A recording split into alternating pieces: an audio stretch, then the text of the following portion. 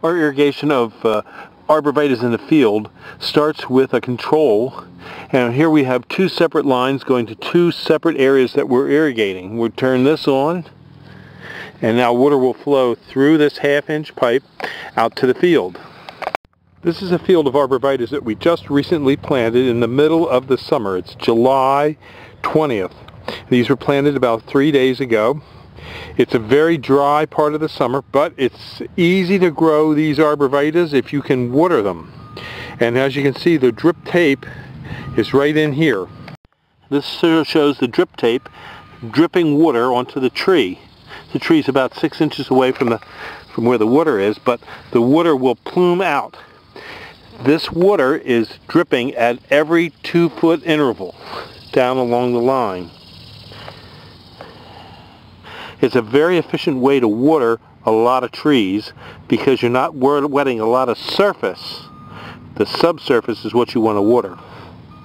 When we're watering arborvitaes or other trees that we've planted, one garden hose can usually water approximately 500 trees easily.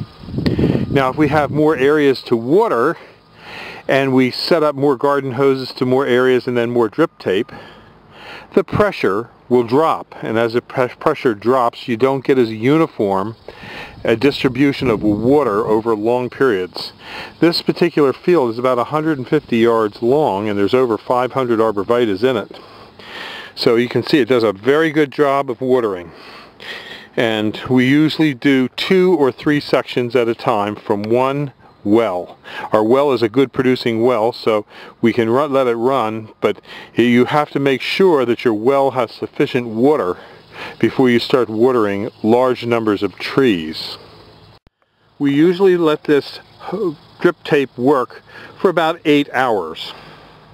And in an 8-hour cycle it'll wet all these trees and get the ground wet all the way up and down the rows. If we see places where the tape is broken, like over here you can see there's a small break, then we'll go back and we'll put a union in that spot and reconnect it.